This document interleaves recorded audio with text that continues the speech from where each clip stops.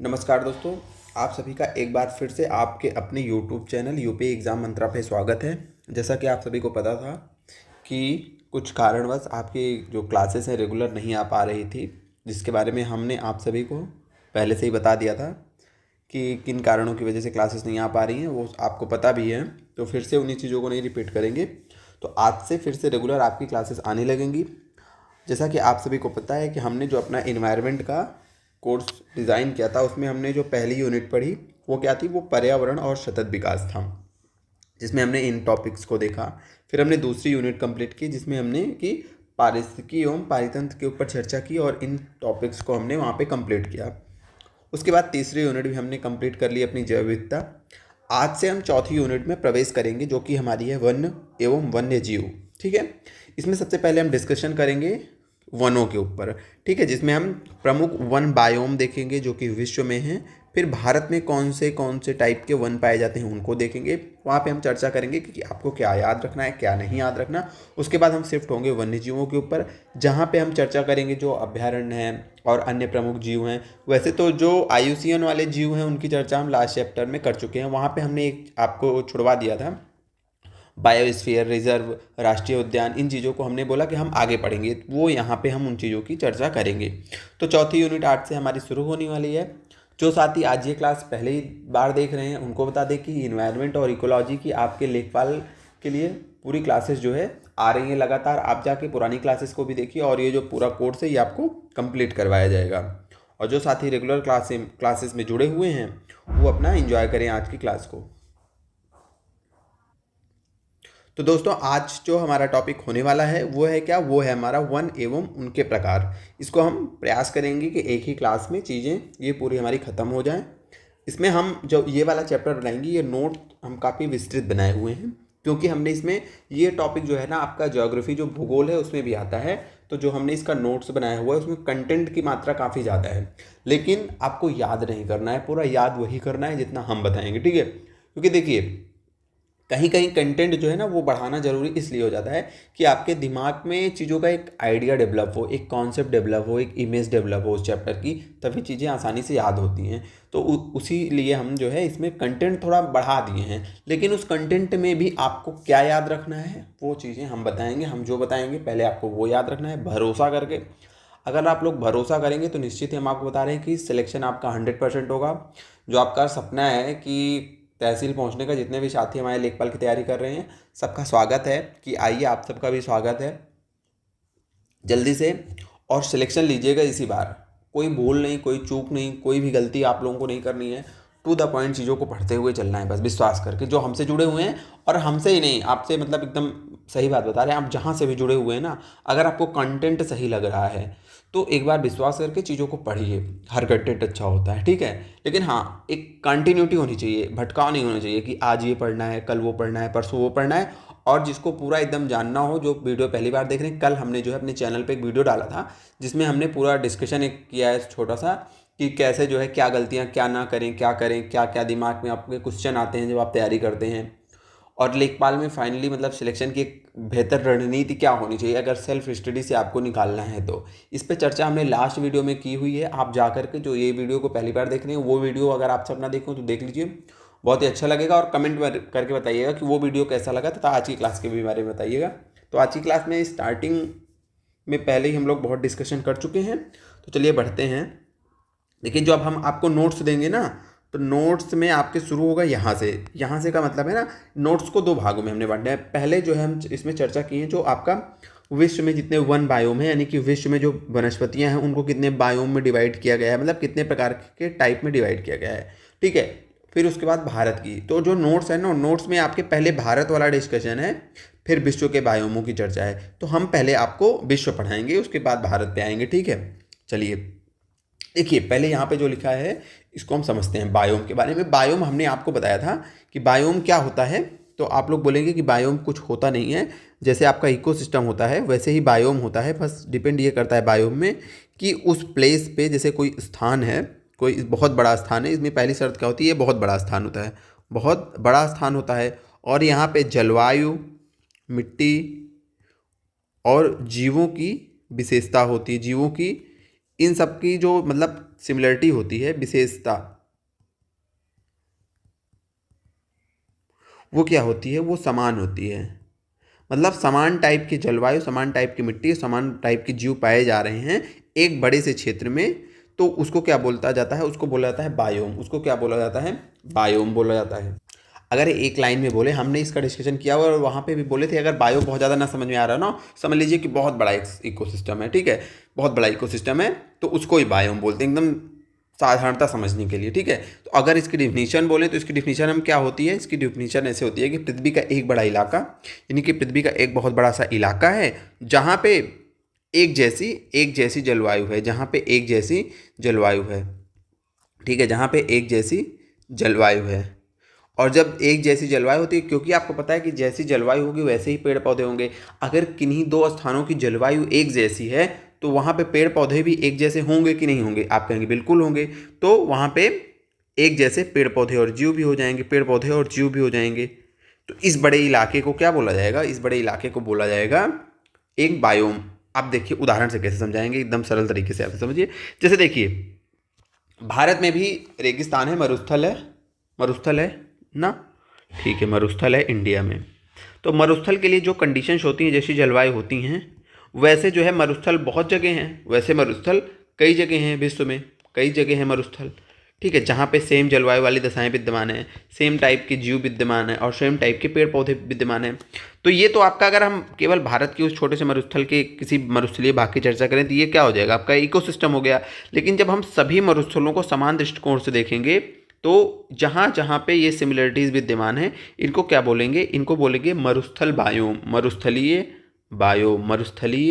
Biome, ठीक है, इनको क्या बोलेंगे, इनको बोलेंगे मरुस्थलीय बायोम। जैसे देखिए, मान लीजिए हमारे यहाँ एक जंगल है, आपके इंडिया में एक छोटा सा इकोसिस्टम है जंगल का, ठीक है, वहाँ पे किस टाइप के पेड़ पाए जाते हैं, वहाँ पे मान लीजिए मोस्टली सदाहरित पेड़ पाए जाते हैं, जो जिनकी पत्तियाँ, मतलब कभी भी ऐसा नहीं होता किसी समय में कि उसमें पत्तियां ना दिखें, उनको क्या बोलते हैं, वो सदाहरित पेड़ होते हैं, ठीक है। और ये ऐसे जगह पे पाए जा रहे हैं जहाँ पे बारिश बहुत ज़्यादा हो रही है, आर्द्रता बहुत ज़्यादा है, ठीक है। तो ये तो एक इकोसिस्टम हो गया। लेकिन इसी तरह की कंडीशन वाला अगर विश्व के सभी इकोसिस्टम्स को हम देखें, जहाँ पे इस टाइप की सिमिलरिटी विद्यमान है, इस टाइप की जलवायु है, इस टाइप के जीव हैं, तो अगर इन सब को हम एक साथ देखेंगे तो उसको क्या बोला जाएगा, उसको बोला जाएगा कि ये सदाहरित वन बायोम है, सदाहरित वन बायोम है।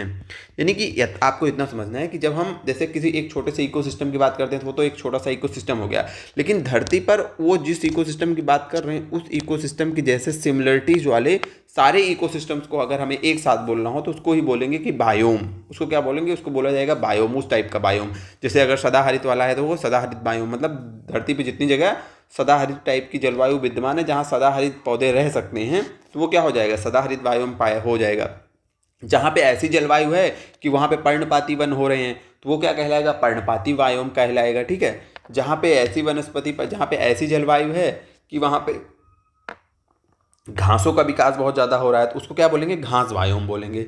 हम अब आशा करते हैं कि आपको समझ में आ चुका होगा, ठीक है। इकोसिस्टम छोटा सा एरिया है, बायोम जो है इस टाइप की विशेषता रखने वाला धरती पे पूरा बड़ा सा एरिया है, जिसको क्या बोला जाएगा, बायोम।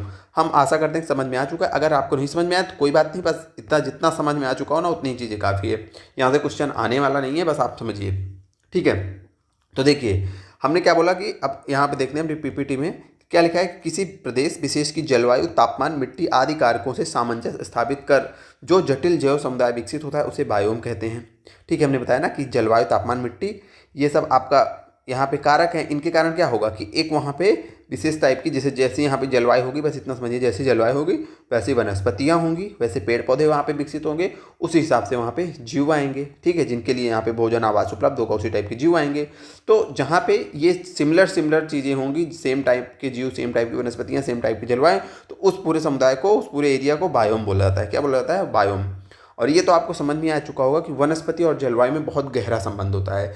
जैसे जहाँ जिन दो प्लेसेस की जलवायु एकदम सेम टू सेम होगी, वहाँ पे वनस्पतियाँ भी सेम टू सेम आपको मिलेगी, लगभग, ठीक है। अब यहाँ पे देखिए कि अब बायोम, कितने टाइप के बायोम हैं वनस्पतियों के आधार पर। अगर जैसे जो जलवायु है उसको आधार मान के वनस्पतियों के आधार पे धरती के मतलब इकोसिस्टम को डिवाइड करें तो उसको कितने बायोम में विभाजित किया जाता है। तो इसको एक बार यहाँ पे लिखी हुई हैं चीज़ें, लेकिन हम यहाँ पे अच्छा यहीं पे देखिए आप। तो देखिए सबसे पहले आता है सदाहरित वन बायोम। क्या आता है? सदा वन बायोम आता है। क्या आएगा? सबसे पहले वन बायोम आएगा। वन बायोम को दो भागों में बांटा जाता है। दो टाइप के वन आपको देखते मिलते हैं साधारणतः। क्या? एक हो जाता है सदाहरित वन बायोम और एक हो जाता है पर्णपाती वन बायोम। तो सबसे पहले हम चर्चा करेंगे सदाहरित वन बायोम के ऊपर, ठीक है। फिर जो आपका सदाहरित वन बायोम है, इसको भी दो भागों में नहीं, लगभग इसको बांटा गया है चार भागों में। चार भागों में कौन कौन से? तो उष्णकटिबंधीय सदाहरित बायोम, मध्य अक्षांशीय सदाहरित बायोम, भूमध्य सागरीय सदाहरित बायोम और शंकुधारी वन। हाँ, इतने भागों में इसको बांटा गया है। अब आप कहेंगे इसमें सब याद करना है? इसमें आपको कुछ नहीं याद करना है, बस इतना याद करना है कि सदाहरित बायोम होता है वो कई प्रकार का होता है, ठीक है। जिसमें अब जो बता रहे हैं ये आपको पौधों के नाम याद रखने हैं कि जैसे महोगनी, आबनूस, रोजवुड। तो आपसे पूछेगा कि ये महोगनी, आबनूस या फिर रोजवुड किसी का नाम दे देगा, पूछेगा कि ये किस टाइप के वन में पाए जाने वाले प्रजातियाँ हैं, ये पौधे हैं, ये पौधे, ये पेड़, ये वृक्ष किस टाइप के वन में पाए जाते हैं। तो आपको याद होना चाहिए महोगनी, आबनूस, रोजवुड कहाँ का है? तो उष्णकटिबंधीय सदाहरित वन में ये पाए जाते हैं। जहाँ जहाँ पे हाईलाइटेड है, जहाँ जहाँ पे इंपॉर्टेंट है, जो बताते चल रहे हैं वही आपको याद रखना है, ठीक है। अगर आपको पढ़ना होगा तो इन चीज़ों को पढ़ लीजिएगा, रटिएगा मत। जैसे उष्णकटिबंधीय सदाहरित वन है तो ये कहाँ पाया जाएगा? ये विश्वोत्तरी प्रदेश में पाया जाएगा, जहाँ पे भारी वर्षा होगी और उच्च तापमान होगा। इसकी दशाएं क्या है? मतलब यहाँ पे जलवायु की दशाएं क्या होती हैं कि भूमध्य सागरीय प्रदेश में पाया जाता है, भारी वर्षा होती है और उच्च तापमान होता है, ठीक है। उसके बाद हमने यहाँ क्या बताया कि इसकी विशेषता क्या होती है कि विश्व के सर्वाधिक विविधतापूर्ण जैव संपदा वाला ये क्षेत्र होता है। यानी कि जितने भी, अगर सबसे पूछा जाए सबसे विविधता कहाँ होती है, हम आपको पहले ही बताए थे। ये जब हम जैव विविधता वाला, बायोडाइवर्सिटी वाला चैप्टर पढ़े थे तो वहाँ पे आपको बताए थे ना कि जो आपका उष्णकटिबंधीय सदाहरित वन होते हैं ये सर्वाधिक विविधतापूर्ण वाले ये जैव समुदाय क्षेत्र होते हैं ये। तो ये चीज़ आपको याद रखनी है, ये आपको पहले से ही याद है। इन पौधों के नाम याद रखने हैं, महोगनी, आबनूस, रोजवुड, ठीक है। यहाँ की एक विशेषता और होती है, सुनते चलिए, ये आपको ऐसे ही याद हो जाएगी। देखिए अब जो सदाहरित वन होते हैं ना, यहाँ पे जो है पेड़ पौधे बहुत सघनता के साथ होते हैं, बहुत सघन होते हैं। यानी कि ऐसे पेड़ पौधे हैं बहुत एकदम सघन होते हैं, मतलब पास पास होते हैं। और ये जो है इनमें पत्तियाँ होती हैं वर्ष के सालों भर। तो यहाँ इनकी जो सघनता होती है इतनी होती है कि जो सूर्य भगवान होते हैं, इनकी जब लाइट आती है तो ऐसा माना जाता है कि ये धरातल तक नहीं पहुँच जाते, यहीं से रिफ्लेक्ट हो जाते हैं। जो पेड़ पौधों की पत्तियां होती है ना, ऐसे पूरा एक छाता बन जाता है इस पूरे क्षेत्र में। तो जो सूर्य की डायरेक्ट सनलाइट होती है वो धरातल तक नहीं पहुंच पाती है, ये आपको याद रखना है, ठीक है। यहाँ पे लताएं और आदिपादप यहाँ की सर्वप्रमुख विशेषताएं होती हैं, ये आपको याद नहीं रखना है। इन पेड़ों के नाम याद रखने हैं और ये लाइन याद रखनी है कि प्रकाश यहाँ तक नहीं पहुँच पाता है, ठीक है। वो ये तो आपको याद ही हो जाएगा कि प्रकाश नहीं पहुँच पाता है। उसके बाद अमेजन बेसिन में, ठीक है, इसको ब्राज़ील में इसको क्या बोला जाता है? इसको शेलवास बोला जाता है। अब इसके प्रमुख क्षेत्र की बात कर रही है कि मतलब ये इस टाइप का ये जो बायोम है ये कहाँ कहाँ पे है। तो आपका ये अमेजन बेसिन हो गया, ठीक है, ब्राज़ील हो गया, ब्राज़ील में ही अमेजन बेसिन है, जहाँ ब्राज़ील में इसको क्या बोला जाता है? सेल्वास बोला जाता है। अमेजन बेसिन जहाँ पे अमेजन नदी है, आप लोग जानते होंगे ना, अमेजन नदी के बारे में आप लोगों ने पढ़ा होगा। तो अमेजन नदी के बारे में कुछ चीज़ें आपको याद रखनी है। जैसे जो आपका अमेजन नदी का बेसिन है, अमेजन नदी का बेसिन माना जाता है कि विश्व का सबसे बड़ा नदी बेसिन है, ठीक है। इसका जल ग्रहण क्षेत्र माना जाता है कि लगभग 70 लाख वर्ग किलोमीटर के आसपास है। और ये जो इसका बेसिन है, अमेजन नदी का बेसिन, इसी बेसिन में जो है आपका ये जो अमेजन रेन फॉरेस्ट पाए जाते हैं, ठीक है। और उन्हीं अमेजन जो रेन फॉरेस्ट है ब्राज़ील में, इस फॉरेस्ट को ही सेल्वास बोला जाता है। क्या बोला जाता है? सेल्वास बोला जाता है आपकी। और अमेजन नदी के बारे में ये भी याद रखना है कि जल ग्रहण क्षमता के हिसाब से विश्व की सबसे बड़ी नदी है। जल ग्रहण क्षमता मतलब कि सबसे अधिक अगर जल वाली नदी की बात करें कि किस नदी में सबसे ज़्यादा जल है, तो वो जो है आपकी होगी अमेजन नदी, सबसे बड़ी नदी है। और इसकी लंबाई लगभग 6400 किलोमीटर के आसपास है। ये चीज़ें आपको याद नहीं रखना है, ठीक है। और अगर उस तरह सबसे लंबाई के हिसाब से सबसे बड़ी नदी मानी जाए तो आप सबको पता होगा कि नील नदी है। और अमेजन नदी की अगर उद्गम स्रोत की बात की जाए तो आपको याद रखना है कि एंडीज पर्वत जो है वहाँ से पेरू देश है, यहाँ पे पेरू के आसपास एंडीज पर्वत की जो श्रृंखला है वहीं से इसका उद्गम हुआ है अमेजन नदी का। तो अमेजन नदी पे बहुत ज़्यादा चर्चा हम नहीं कर रहे हैं, बस हम चर्चा किस पे कर रहे हैं, हमारा चर्चा का मतलब है अमेजन बेसिन। तो अमेजन बेसिन में जो आपका ये सदाहरित जो वन पाए जाते हैं उनको जो है क्या बोला जाता है? शेलवास। उनको क्या बोला जाता है ब्राज़ील में? शेलवास। ये अमेजन नदी बेसिन, ये देखिए ये आपका अमेजन नदी बेसिन। तो यहाँ पे जो सदाहरित वनस्पतियाँ पाई जाती हैं, तो यहीं आपका देश ब्राज़ील है, ये वाला ब्राज़ील ही है।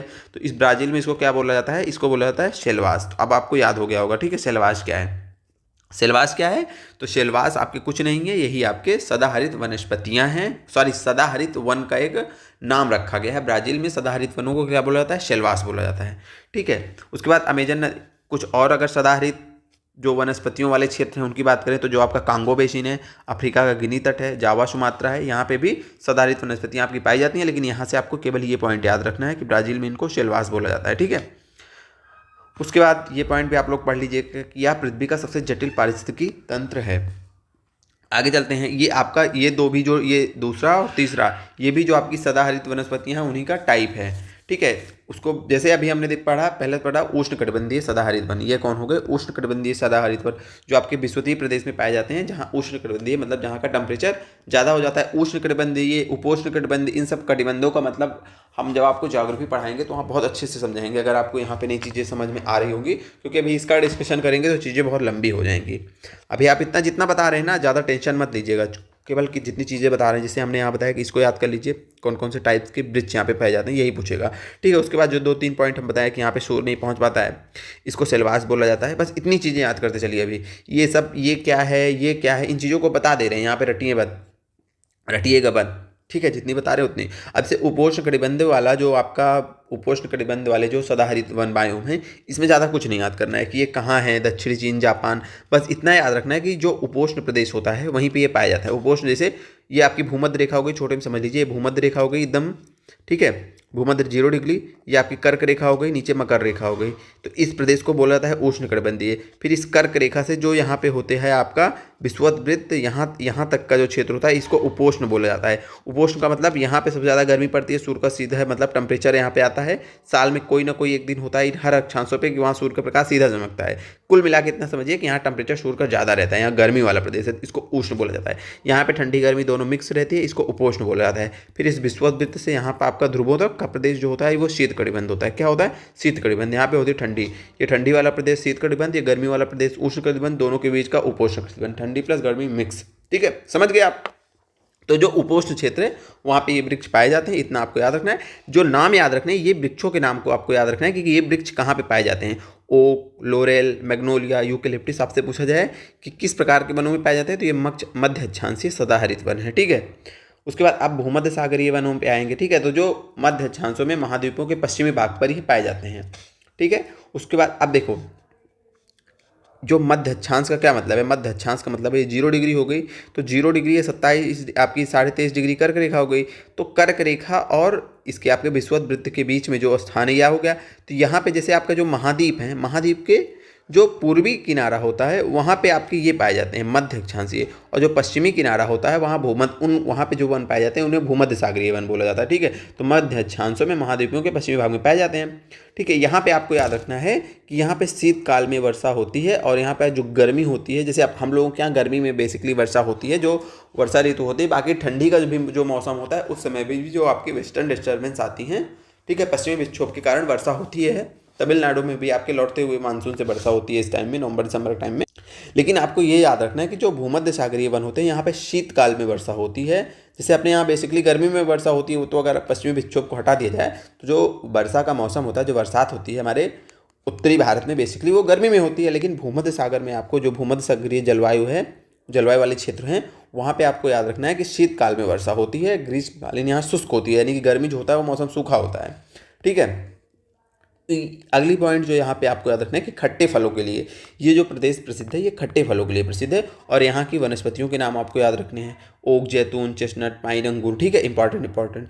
पहली बात तो जितनी नींबू, संतरा, खट्टी चीज़ें हैं खट्टे फल के लिए आपके दिमाग में सेट हो गई, ठीक है। यहाँ इनको ओक, लॉरेल, मैग्नोलिया, लड्डालिया का यूकेलिप्टिस, ये कहाँ पे पाए जाते हैं? यहाँ से क्वेश्चन जो आता है ना आज तक आया है वो यही आया है कि कहाँ पे कौन से वृक्ष पाए जाते हैं, और बेसिकली जो वहाँ की जलवायु है वो बेसिक ये चीज़ तो है तो ज्योग्राफी की, लेकिन यहाँ थोड़ी थोड़ी अंडरस्टैंडिंग हम आपकी बनाते चल रहे हैं।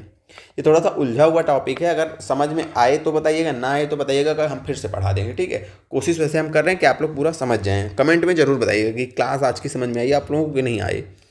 तो कहाँ से कितनी चीज़ें याद रखनी है हम आपको बताते हुए चल रहे हैं। बायोम हमने बता दिया क्या है, बायोम आपको पहले से ही पता है क्या होते हैं। फिर हमने सदाहरित वन के बारे में देखा। बायोम क्या होता है? बायोम एक बड़ा सा प्रदेश है जहाँ पे जलवायु समान है और वहाँ पे पाई जाने वाली जीवों और पादपों की प्रजातियाँ समान है, उसको क्या बोला जाता है? उस पूरे प्रदेश को बोला जाता है बायोम। फिर हमने बोला कि वनस्पतियों के आधार पर जो पृथ्वी पे विभिन्न बायोमों का विभाजन किया गया है, हम आज उसके बारे में पढ़ेंगे। फिर हमने देखा कि सबसे पहले हम वन बायोम को पढ़ेंगे। वन बायोम को 2 भागों में बांटा जाता है। किन 2 भागों में? पर्णपाती और सदाहरित। फिर हमने बोला कि सदाहरित में हमने आपको कई सारे बताया कि सदाहरित के भी कई सारे सब टॉपिक हैं, जैसे उष्णकटिबंधीय सदाहरित, मध्य अक्षांशीय सदाहरित, भूमध्य सागरीय सदाहरित वन और शंकुधारी सदाहरित वन। फिर हमने बताया कि इनमें कुछ नहीं याद रखना है, ये चीज़ें तो आपको क्लियर हो जाएंगी कि वहाँ की जलवायु कैसी है, उस पर थोड़ा सा फोकस कर लीजिए, ठीक है। दूसरा चीज़ फोकस करिए कि वहाँ के पे पाए जाने वाले वृक्षों की कौन कौन से टाइप के वहाँ पे वृक्ष की जो प्रजाति हैं वो आपको याद रखना है, और वो चीज़ हमने बता दिया। उसके अलावा जहाँ जो इंपॉर्टेंट पॉइंट है, जैसे इसको सिल्वास बोला जाता है ब्राज़ील में, ये हमने आपको बता दिया। यहाँ पर हमने बोला बस इसको याद कर लीजिएगा, इसको एक बार पढ़ लीजिएगा। प्रदेश हमने बता ही दिया दोनों का कहाँ पाया जाता है, ठीक है। अब हम चलते हैं शंकुधारी वन के ऊपर, ठीक है। तो शंकुधारी वनों को टैगा या फिर उत्तरी वन भी बोला जाता है, ये आपको याद रखना है कि शंकुधारी वन को टैगा या फिर उत्तरी वन भी बोला जाता है। क्षेत्र क्या है, तो उत्तरी ध्रुवीय क्षेत्र के चारों ओर, जो आपका उत्तरी ध्रुव है उसके चारों ओर, ठीक है, चारों ओर आपके ये पाए जाते हैं। अब चारों ओर उत्तरी ध्रुव है, तो आप जब मैप में देखेंगे तो चारों ओर इधर यहाँ पे यूरोप है, ये आपका पूरा वाला एशिया वाला एरिया है, यहाँ पे उत्तरी अमेरिका है, ठीक है, ऐसे ना। तो जो उत्तरी ध्रुव के चारों ओर का इन महाद्वीपों का क्षेत्र है, वहाँ पे ये शंकुधारी वृक्ष पाए जाते हैं, ठीक है। आपको ये बात याद रखनी, यहाँ का मौसम बहुत ठंडा होता है, ठीक है। तो इसी प्रकार यहाँ पे एक विशेष प्रकार की वनस्पतियाँ होती हैं, और उन विशेष प्रकार की वनस्पतियों में कुछ इंपॉर्टेंट नाम है, जैसे चीड़, देवदार, फर, हेमलाक, स्प्रूस, ये सब आपको याद रखना है। इनकी लकड़ियों की विशेषताएं आपको याद रखना है कि ये मुलायम होती हैं, और जो आपका पेपर बनाया जाता है, पेपर में या फिर प्लाईवुड के लिए जो फर्नीचर होता है, वहाँ उन जगहों पे इनका जो है इन लकड़ियों का इस्तेमाल किया जाता है, ठीक है। चीड़, देवदार ये बहुत मूल्यवान लकड़ियाँ होती हैं, आप लोगों को पता है। अब देखिए, अब यहाँ की वनस्पति, जो यहाँ की जलवायु होती है ठंडी होती है, उसके कारण क्या होता है कि इनकी जो पत्तियाँ होती हैं वो मोटी और नुकीली हो जाती हैं, मोटी और नुकीली हो जाती हैं, ताकि वाष्पोत्सर्जन यहाँ पे क्या हो, कम हो। बस इतनी चीज़ें इसमें याद रखनी है कि इसको टैगा वन बोला जाता है। चीड़, देवदार, फर, स्प्रूस, ये यहाँ पे पाई जाने वाली प्रमुख प्रजातियाँ हैं पेड़ों की। इनकी लकड़ियाँ मुलायम होती हैं, प्लाईवुड और लुगदी बनाने के लिए इंपॉर्टेंट होती हैं। पत्तियाँ मोटी व नुकीली होती हैं, कारण क्या है, ठंडी जलवायु, उसके कारण इनका अनुकूलन हो गया है। बस इतनी चीज़ें याद रखनी है, ठीक है। अगर बहुत ज़्यादा कॉन्सेप्ट नहीं बन रहा है दिमाग में, तो जो जितना फैक्ट बता रहे हैं उतना याद कर लीजिए, और अगर एक दो बार वीडियो देखेंगे तो याद हो जाएगा। उसके बाद भी ना याद हो तो बताइए कमेंट में, ठीक है। यहाँ तक की चीज़ें समझ में आई। चलिए, अब हमने एक चीज़ खत्म की, वनों में जो हमारा सदाहरित टाइप के वन थे, ठीक है, यानी कि जो सदाहरित वन बायोम था वो हमने पढ़ लिया। अब हम शिफ्ट कर रहे हैं पर्णपाती वन बायोम के ऊपर। तो पर्णपाती मतलब जिनकी साल भर में कभी ना कभी आप देखेंगे उन पेड़ों को, तो वहाँ पे आपको बिना पत्तियों का वो पेड़ दिखाई देगा, तो इन वनों को बोला जाता है पर्णपाती वन, ठीक है। जहाँ पे पत्तियाँ नहीं झड़ रही हैं साल भर, झड़ती तो उन पेड़ों के भी हैं लेकिन धीरे धीरे झड़ती हैं, मतलब एक ही साथ पूरी पत्ती नहीं झड़ जाती, तो वो सदाहरित होता है। और जो पर्णपाती होते हैं, यहाँ एक विशेष मौसम आता है जहाँ सारी पत्तियाँ एकदम आपकी नीचे झड़ जाएंगी, तो ये होता है आपका पर्णपाती वन बायोम। पर्णपाती वन बायोमों को भी कई भागों में बांटा गया है। बेसिकली आपके दो, मध्य अक्षांशीय पर्णपाती वन बायोम और उष्णकटिबंधीय पर्णपाती बायोम। वही जो आपके मध्य अक्षांश में पाए जाएंगे उन्हें मध्य अक्षांशीय पर्णपाती बोलेंगे, और जो आपके उष्णकटिबंध वाले एरिया में पाए जाएंगे उनको उष्णकटिबंधीय बोलेंगे, ठीक है, ठीक है, समझ रहे हैं। चलिए, अब देखिए यहाँ की जलवायु क्या होती है, शीतल होती है। जो मध्य अक्षांश में है, हमने बोला कि यहाँ पे ठंडी गर्मी दोनों मिक्स होती है, ठीक है। जलवायु होती है मध्य अक्षांशों में, वहाँ पे ठंडी गर्मी मिक्स होती है। जैसे जैसे आप ऊपर जाएंगे तो वैसे वैसे आपकी ठंडी बढ़ती जाएगी। तो इनका क्षेत्र कहाँ है, इस टाइप की जो वनस्पतियाँ पाई जाती हैं, पहले इनका नाम याद करिए, नाम ही आपको याद करना है। ओक, बीच, वालनट, ये सब क्या है, चेस्टनट, ये सब क्या है, मध्य अक्षांशीय पर्णपाती वन है। या फिर आपको देखिए, इस पे भी मत फोकस करिएगा, केवल इतना याद रखिए कि सब पर्णपाती वन में पाए जाने वाले वृक्ष हैं। ओक है, बीच है, वालनट हो गया और चेस्टनट हो गया, ठीक है। क्षेत्र आपका उत्तरी पूर्वी अमेरिका और दक्षिणी चिली, नहीं याद करना है, बस ऐसे पढ़ लेना है। अगर मैप सामने है तो मैप में एक बार देख लेना है। इसको हमने इसलिए लिखा है ना कि आपका इसके लिए तो इतना इंपॉर्टेंट नहीं है, लेकिन कभी कभी जो पीसेस में होता है ना, वहाँ पे आ जाती हैं चीज़ें यहाँ से कि कहाँ पे पाए जाते हैं। हालांकि आपके पेपर में नहीं आएगा, हम लिख के दे रहे हैं। भारत वाला आएगा कि भारत में कौन से टाइप के वन कहाँ पे, वैश्विक वाला, विश्व वाला नहीं आएगा, ठीक है। बिल्कुल इसको मत याद करिएगा। अगर मैप हो तो एक बार सामने देखते चलिएगा कि अच्छा यहाँ ये दक्षिणी चिली हो गई, ये पूर्वी अमेरिका हो गया, यहाँ पे आपका मध्य अक्षांशीय पर्णपाती वन पाया जा रहा है, ठीक है। इसको नाम याद रखना है। सेम नाम यहाँ पे भी याद रखना है, जो आपका उष्णकटिबंधीय पर्णपाती वन है, ठीक है। जो आपका उष्णकटिबंध होता है, ऐसा एरिया जहाँ पे ज़्यादा वर्षा नहीं हो रही है, तो वहाँ पे आपके उष्णकटिबंधीय पर्णपाती वन पाए जाते हैं। नाम सागवन, जैसे प्रमुख वृक्षों की बात करें, सागवन हो गया, शीशम हो गया, साल हो गया, बांस हो गया, यहाँ पे पाए जाते हैं ये सब, ठीक है। ये आपके पर्णपाती वनों में पाए जाते हैं ये सारी वृक्ष। ठीक है। उसके बाद जो इंपॉर्टेंट पॉइंट इसमें लगे एक बार पढ़ लीजिएगा नोट्स। हमने यहाँ से क्वेश्चन आपको बहुत कम पॉसिबिलिटी आने की, आएगा तो ये जो बता रहे हैं यही चीज़ें आएंगी, ठीक है। इस चैप्टर में जो इंपॉर्टेंट चीज़ें हैं उतनी ही जो आपको लिखवा रहे हैं, केवल उतनी, क्योंकि अगर हम केवल अभी फैक्ट लिखवाते ना, जो आपको याद करने के लिए बोल रहे हैं, तो वो आपको थोड़ा सा कन्फ्यूजिंग लगता है कि यार क्या है, इतना फैक्ट लिखवा दिए हैं, कॉन्सेप्ट नहीं बनता दिमाग में। इसीलिए हमने आपको बता दिया कि याद क्या करना है, और कॉन्सेप्ट बनने के लिए हमने पूरा नोट्स आपको दे दिया है। नोट्स आपको मिलेगा, चीज़ें आप पढ़ लीजिएगा, लेकिन याद वही करिएगा जो हम बता रहे हैं। उसके अलावा आप पढ़ेंगे तो दिमाग में चीज़ें सेट हो जाएंगी। और हाँ, एक बार अगर आप पहली बार पढ़ रहे हैं तो टॉपिक पढ़ेंगे तो आपको घबराहट होगी, पहली बार बता रहे हैं, क्योंकि जब आप कुछ पहली बार पढ़ते हैं तो आपको याद नहीं होता। तो अगर पहली बार पढ़ रहे हैं तो घबराइएगा मत, भागिएगा मत, बार बार 2-3 बार प्रयास करिएगा, चीज़ें समझ में आएंगी। होता क्या है ना, आप कहीं एक बार पढ़े, वो चीज़ें नहीं आ गई तो दिन भर यूट्यूब पे वही टॉपिक पढ़ रहे हैं, बार बार किसी, फिर आपको लगेगा कहीं ना कहीं से समझ में आएगा, लेकिन वो समझ में नहीं आता। होता क्या है ना कि आप एक टीचर से पढ़े, दूसरे से पढ़े, तीसरे चौथे से जब आप पढ़ते हैं ना तो रिपीट हो जाती हैं चीज़ें माइंड में, तो अपने आप कॉन्सेप्ट क्लियर हो जाता है। तो उसमें जिससे आप बाद में पढ़ते हैं तो आपको लगा कि वो अच्छा उसके पढ़ाने से आ गया, नहीं, वो आ नहीं गया, वो आपके दिमाग के रिवीजन से हो गया, चीज़ें याद आ गई। तो इससे अच्छा है कि सेम कंटेंट को पढ़ें 3-4 बार, तो और जल्दी याद हो जाएगा और जल्दी से कॉन्सेप्ट बन जाएगा चीज़ों को, ठीक है। तो आगे बढ़ते हैं। ये हो गया आपका पर्णपाती बायोम। अब देखिए, हमने जो वनों का सिस्टम था उसको हमने ख़त्म कर लिया। अब हम चलते हैं सवाना बायोम के ऊपर, ठीक है। अब देखेंगे सवाना बायोम क्या है। तो सवाना बायोम क्या है, आपको याद रखनी है कि यह एक उष्णकटिबंधीय घास भूमि है, ट्रॉपिकल ग्रासलैंड है। उष्णकटिबंध का मतलब समझ के, जहाँ पे गर्मी है, जो आपका 23.5 से कर्क रेखा और मकर रेखा के बीच में जो एरिया होता है उसको उष्णकटिबंधीय पाए जाते हैं। तो वहाँ पे पाया जाने वाला ये उष्णकटिबंधीय घास भूमि है। क्या वन बायोम नहीं है ये, बेसिकली घास वाला बायोम है। यहाँ पे घास भूमि इसको बोला था, यहाँ पे घासें पाई जाती हैं, ठीक है। सरल शब्दों में बोलें तो ये एक ऐसा क्षेत्र है जहाँ गर्मी ज़्यादा होती है, बारिश कम होती है, इसीलिए यहाँ पे पेड़ कम हो जाते हैं, घासें हैं। तो इन्हीं विशेषताओं के कारण इसको सवाना बायोम बोला जाता है, ठीक है। बस गर्मी ज़्यादा, बरसात कम, मतलब सवाना प्रदेश। आपको इन दोनों क्वालिटीज़ के साथ, जलवायु की इन दोनों विशेषताओं के कारण इसको सवाना बायोम बोला जाता है। अब ऐसी जलवायु कंडीशन है कि बारिश कम हो रही है भैया, बारिश क्या हो रही है, कम हो रही है, टेम्परेचर ज़्यादा है, तो इन्हीं जो ये जलवायु की विशेषताएं, इनके कारण क्या हो जाता है, यहाँ पे लंबी लंबी घासें उगती हैं। क्या उगती हैं, लंबी लंबी घासें, और कुछ वृक्ष होते हैं, जैसे आपका बबूल का वृक्ष हो गया, वो यहाँ पे उगाता है, ठीक है। तो इसी टाइप की यहाँ पे वृक्ष और घासें पाई जाती हैं। अब इन्हीं दो को क्यों बताएं, क्योंकि ये दोनों आपको याद होना चाहिए। आपसे पूछ लेगा कि बबूल कहाँ पाया जाता है, सवाना बायोम में बेसिकली पाया जाता है, ठीक है।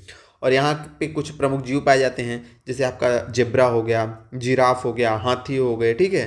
तो इस टाइप के यहाँ पे जीव पाए जाते हैं। और ये बेसिकली आपका जो अफ्रीका में है, अफ्रीका में ये आपका, अगर इसके क्षेत्र की बात करें कि सवाना बायोम है कहाँ, तो ये आपके अफ्रीका में पाया जाता है सवाना बायोम। या फिर जो भारत का दक्कन का पठार वाला कुछ एरिया है, भारत के कुछ भाग जो दक्कन के पठार में आते हैं, वहाँ पे भी सवाना बायोम की ये पाया जाता है, सवाना बायोम। इस टाइप की विशेषताएं, हमने बोला कि जहाँ पे उस टाइप की विशेषताएं होंगी उसको, वो बायोम का मतलब यही है कि सेम विशेषता वाला प्लेस, ठीक है। बायोम का मतलब है सेम विशेषता वाला प्लेस। तो जो आपका सवाना बायोम है वो अफ्रीका में, और भारत का जो दक्कन का पठार वाला क्षेत्र है वहाँ पे ये पाया जाता है। आपको इतना ध्यान देना है। बाकी जो इंपॉर्टेंट चीज़ें वहाँ पे लिखी होंगी, हमने बोला आर्द्र शुष्क उष्णकटिबंध में ये पाया जाता है, ठीक है। उसके बाद इसको देखो, इसको पार्क लैंड भूमि बोला जाता है। इसको क्या बोला जाता है, इसको बोला जाता है पार्क लैंड भूमि। और इसको एक और नाम दिया गया है, इसको बड़े शिकारियों की भूमि भी बोला जाता है। तो आपसे पूछा जाएगा कि पार्क लैंड भूमि का संबंध किससे है, तो सवाना बायोम से रटा होना चाहिए। बड़े शिकारियों की भूमि किसे बोला जाता है, तो सवाना बायोम को बोला जाता है। याद रखना है आपको अच्छे से, ठीक है। विशेषता क्या है हमने बताया, तो यहाँ पे 5 मीटर लंबी तक घासें पाई जाती हैं, ठीक है।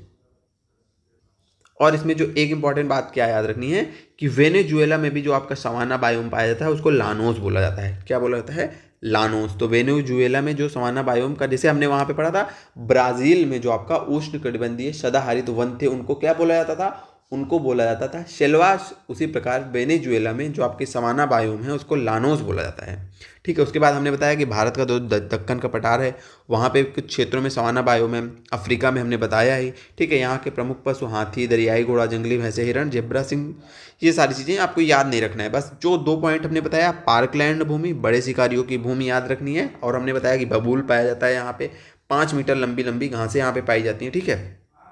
अब हम चलते हैं घास बायोम के ऊपर, ठीक है। अब घास बायोम के ऊपर चलते हैं। जो घास बायोम है उसके डिस्कशन करेंगे और कुछ प्रमुख घास बायोमों की चर्चा करेंगे, क्योंकि घास बायोमों को जो है वहाँ पे बेसिकली उस रीजन में क्या उनका नाम है, उन पर भी चर्चा करेंगे, यहाँ से क्वेश्चन आता है।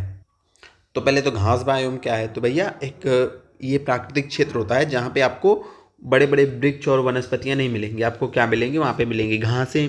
घासें क्यों मिलेंगी, क्योंकि वहाँ पे ऐसी जलवायु होती है कि वहाँ पे क्या होती है, केवल घासें उग पाती हैं, वृक्ष नहीं। मतलब रहते हैं वृक्ष, आपको जैसे एक वृक्ष यहाँ मिल जाएगा, एक वृक्ष यहाँ, मतलब दूर दूर आप पेड़ जो है वो रहते हैं, लेकिन बेसिकली वहाँ होती क्या है, घासें होती हैं।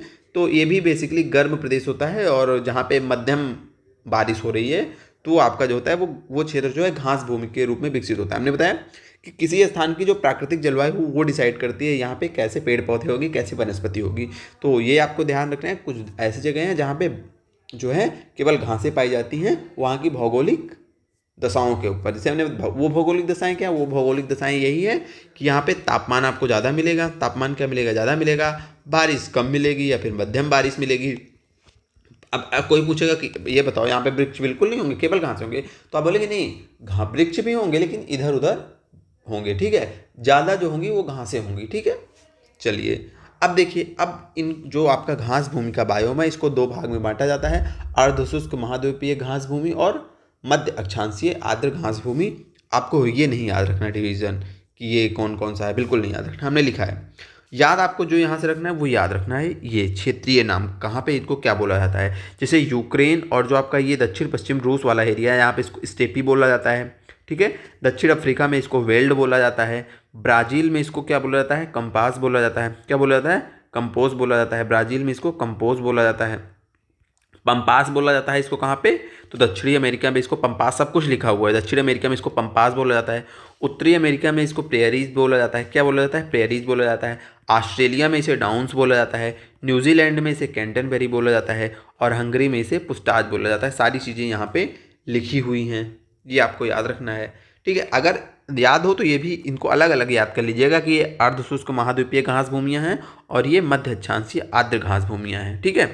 क्योंकि कभी कभी ऐसा पूछ लेता है कि थोड़ा सा मतलब टफ है, ऐसा जब पेपर कठिन बनाना होता है तो पूछेगा कि कंपोस्ट जो है घास भूमियाँ ये किस टाइप की हैं, तो वहाँ पे लिख देगा अर्धशुष्कीय महाद्वीपीय। इतना डीप कोई पढ़ता नहीं है, लेकिन अगर नोट्स में लिखा है कोशिश करिएगा, रटिएगा मत, एक बार देख लीजिएगा, अगर याद हो जाए तो। नहीं तो ये जो दूसरी चीज़ें बताएं कि उनका क्षेत्रीय नाम क्या है, वो आपको मोस्ट इंपॉर्टेंट वो चीज़ है, वो तो भूलना ही नहीं है।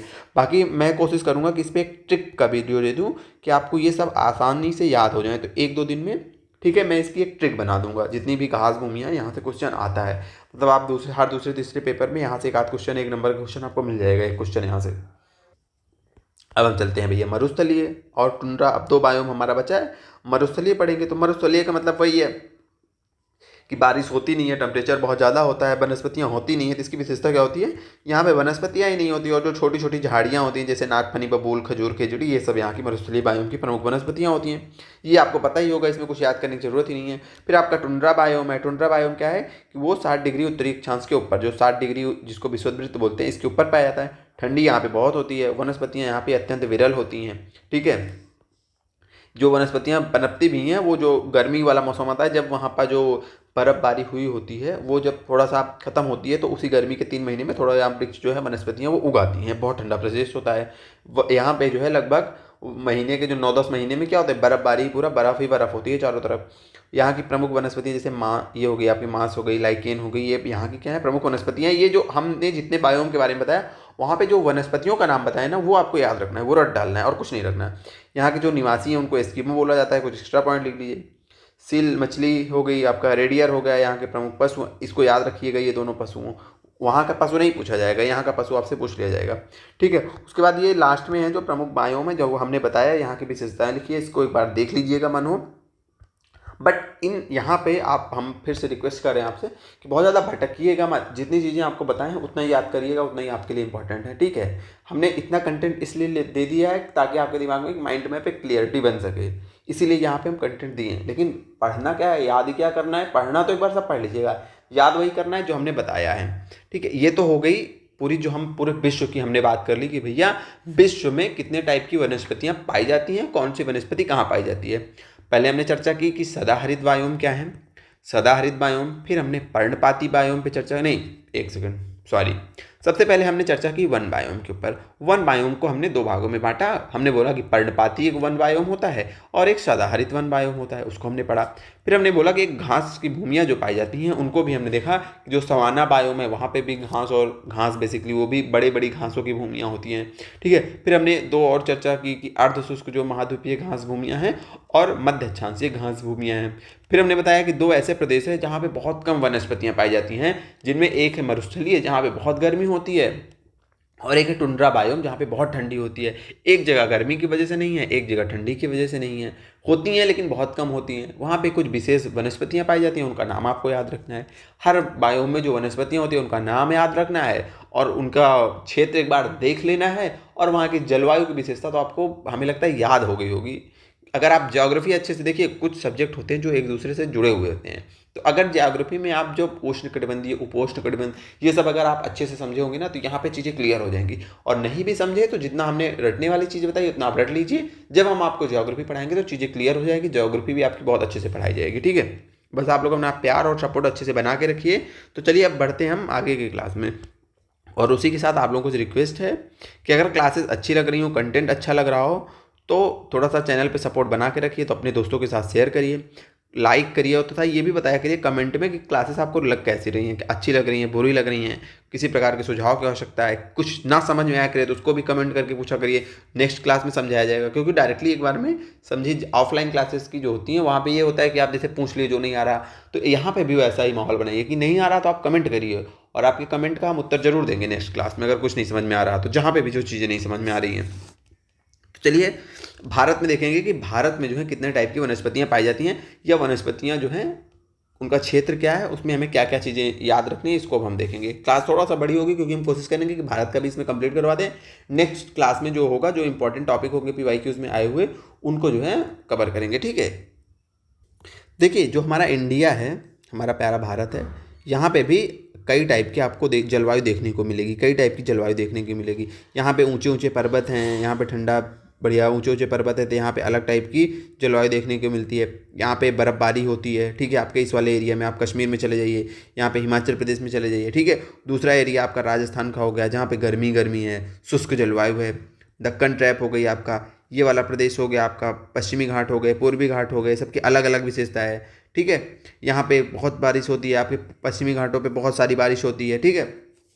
कुछ ऐसे क्षेत्र हैं जहाँ पे कम बारिश होती है। यानी कि जलवायु के दृष्टिकोण से बात की जाए तो भारत बहुत ज़्यादा विविधता वाला देश है।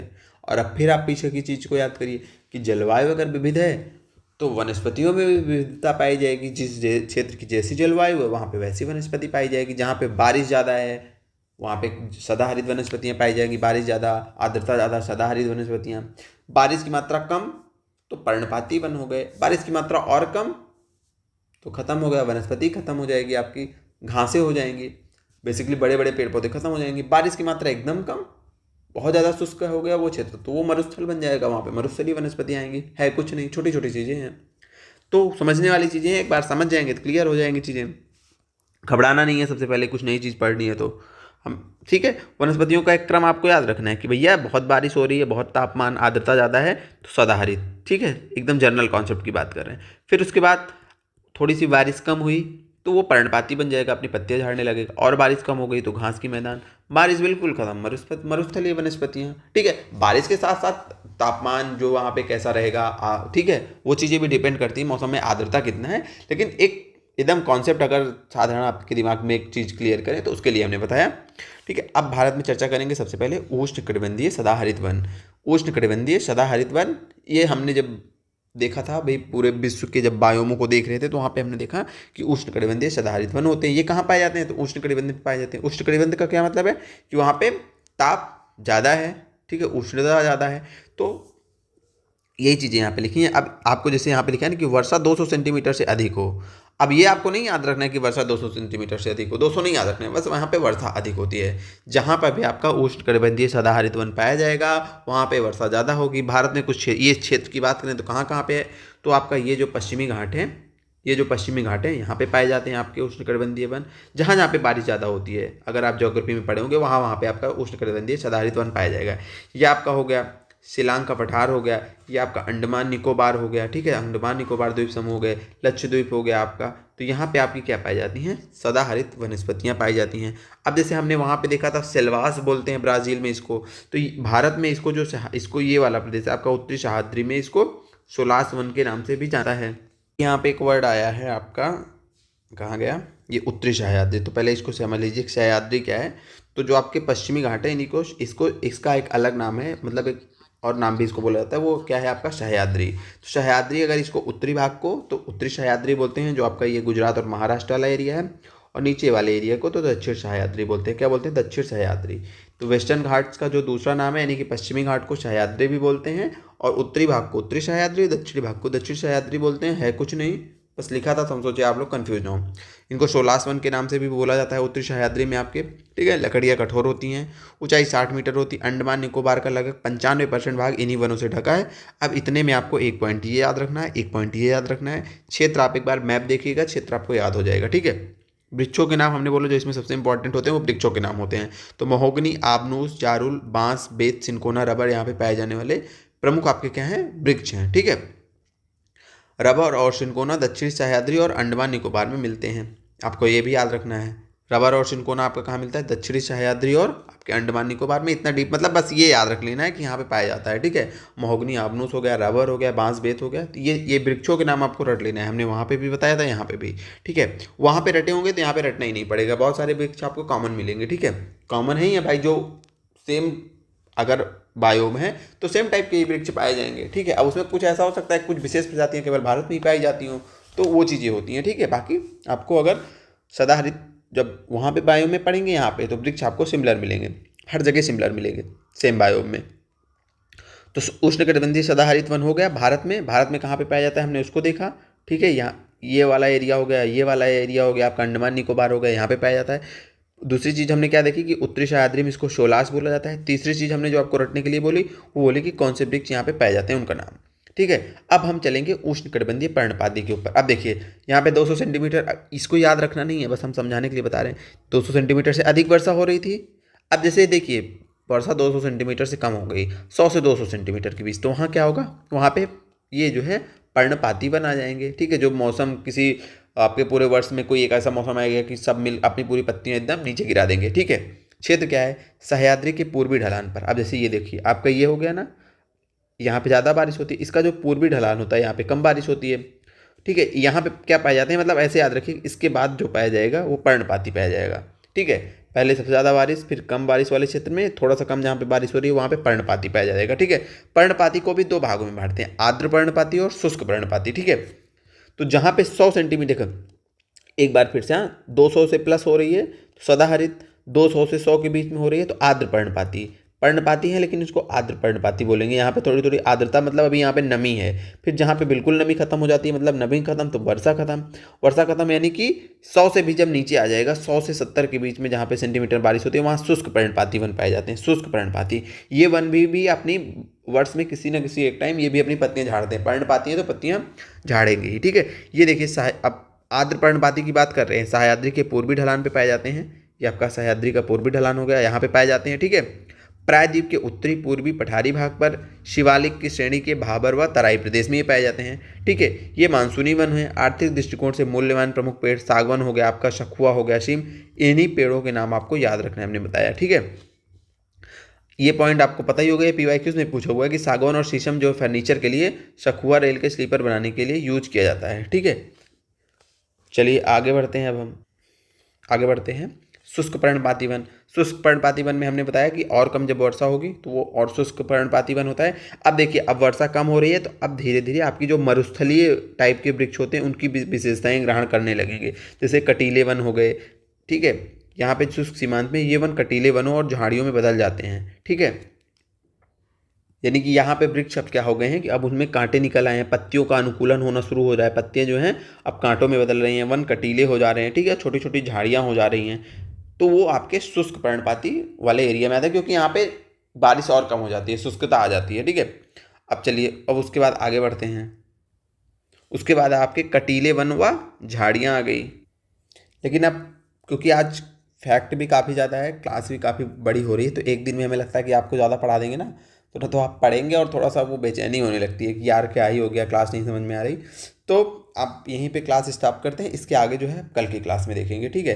कल की क्लास में ये जो भारत के हैं जो आर्य वन पढ़ेंगे और ये कटीले वन झाड़ियाँ वगैरह पढ़ लिए, फिर आगे बढ़ेंगे। यहाँ से तो हम लोग चर्चा कर ही चुके हैं। उसके बाद आगे जो इंपॉर्टेंट चीज़ें हैं उसको भी पढ़ लेंगे। कल की क्लास में प्रयास करेंगे आपका वन वाला जो टॉपिक है ये ख़त्म हो जाए, ठीक है।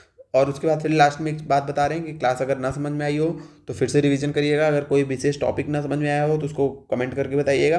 तीसरी चीज़, फर्स्ट टाइम अगर आप इन चीज़ों को पढ़ रहे हैं तो नहीं समझ में आएगा, कम से कम 1-2 बार रिवीजन करिएगा। और चौथी चीज़ कि केवल पढ़ना और रटना उसको ही है जिसको हमने बोला कि ये इंपॉर्टेंट है, उसके अलावा रटना नहीं है, ठीक है। और अंतिम बात कि विश्वास करके क्लास आपने आपका यूट्यूब चैनल है, इससे जुड़िए और अपने दोस्तों के साथ शेयर करिए, क्योंकि हम एक है कि आप लोगों को हमारी कोशिश है कि पूरा कंटेंट आपको फ्री में दिया जाए। मतलब लेखपाल, जब आप ये रिजल्ट आए ना लेखपाल 2026 वाला, तो ऐसे बच्चे मिलेंगे जो बोलें कि हाँ हमने इस चैनल से पढ़ा था और पूरा कंटेंट फ्री में मिला था, एक जगह पे सारा कंटेंट मिला था। हमारी इच्छा ये है। तो आप लोग जुड़ के पढ़िए, विश्वास करके जुड़िए, क्योंकि देखिए हम मेहनत कर रहे हैं, क्योंकि हमें भी अपनी एक होती नहीं कि एक आशा होती है कि हम अगर आपको बेहतर कंटेंट देंगे, ऑब्वियसली बेहतर देंगे। क्यों बेहतर देंगे? अगर आपको बुरा कंटेंट देंगे तो आप लोग हमारा ही जो है इसकी निगेटिव, आप लोग क्योंकि सोशल मीडिया का जाना है तो निगेटिव कमेंट करेंगे पेपर के बाद भी।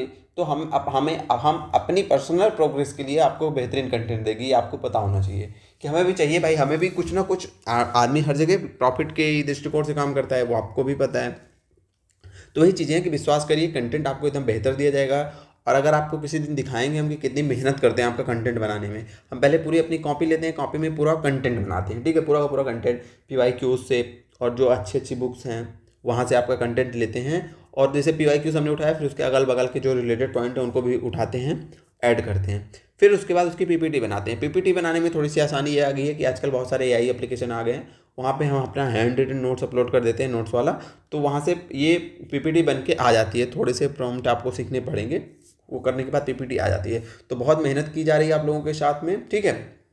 तो उस मेहनत का थोड़ा सा अगर रिजल्ट हमें भी मिलेगा तो अच्छा लगेगा। बहरहाल जो चीज़ें हम पढ़ाना शुरू किए हैं, जो पढ़ा रहे हैं, वो तो अगर हमें बहुत अच्छा सपोर्ट नहीं मिलेगा तब भी हम ख़त्म करेंगे, क्योंकि हमें पता है कि आपका टाइम बहुत कीमती है। अगर आप हमारी 10-15 क्लासेस देखे हैं तो वो यूनिट, वो टॉपिक, वो चैप्टर हम पूरा का पूरा ख़त्म करेंगे। इन्वायरमेंट पढ़ा रहे हैं, एक बच्चे अगर आप में से एक साथी भी हमारा क्लास देखेगा तो हम उस एक के लिए, क्योंकि हमारे लिए वो एक महत्वपूर्ण है, तो हम उस एक के लिए ही पूरा इन्वायरमेंट ख़त्म करेंगे, ठीक है। उस चीज़ से आप लोग मत घबराइएगा। क्लासेस नोट्स भी आपको रेगुलर मिलती रहती हैं। अगर कभी भी कुछ दिक्कत आ गई तभी होता है। नोट्स आप लोगों का यूनिट 3 तक का, जो यूनिट 3 तक का पूरा नोट आपको अपलोड कर लिया गया है टेलीग्राम चैनल पे, वहाँ जाके आप लोग देख लीजिए, ठीक है। बाकी ये नोट्स भी आपको धीरे धीरे मिलता चला जाएगा। आप लोगों को पता ही है कि 3-4 क्लासेस होती हैं तो हम अपलोड करते हैं उसको कंपाइल करके। बाकी थोड़ा सा आज की क्लास में हमने डिस्कशन ज़्यादा किया है, उसके लिए क्षमा चाहते हैं, क्योंकि कभी कभी डिस्कशन भी ज़रूरी होता है। अभी भी हमारा भी स्वास्थ्य बहुत बेहतर नहीं है, तो पढ़ाने की कोशिश कर रहे हैं, साथ में डिस्कशन भी कर रहे हैं। आप लोगों से तालमेल थोड़ा सा हो जाए। जब डिस्कशन होता है तो विचार जो हैं वो एक दूसरे के साथ शेयर होते हैं, और विचार शेयर होते हैं तो लगाव होता है, हमारा आपसे लगा होगा, आपका हमसे लगा होगा। जैसे जब आप कमेंट करेंगे तो जुड़ाव एक होता है चीज़ों का, ठीक है। थोड़ा सा माहौल बनता है कि हम लोग आमने सामने हैं। वैसे तो ये वर्चुअल दुनिया है, हम लोग बहुत दूर दूर हैं, पता नहीं कौन कहाँ से क्लास देख रहा है, लेकिन थोड़ा सा कमेंट के माध्यम से, थोड़ा सा डिस्कशन के माध्यम से, कभी कभी डिस्कशन भी ज़रूरी होता है, कर लेना चाहिए हम लोगों को। बाकी अगर डिस्कशन मान लीजिए अच्छा नहीं लगा आप लोगों को तो ठीक है, आगे से डिस्कशन नहीं किया जाएगा, वैसे भी कम डिस्कशन करते हैं। बाकी मिलते हैं फिर से किसी एक नई क्लास में। आपका ये वीडियो देखने के लिए तथा चैनल को सपोर्ट करने के लिए आप सबका बहुत बहुत धन्यवाद।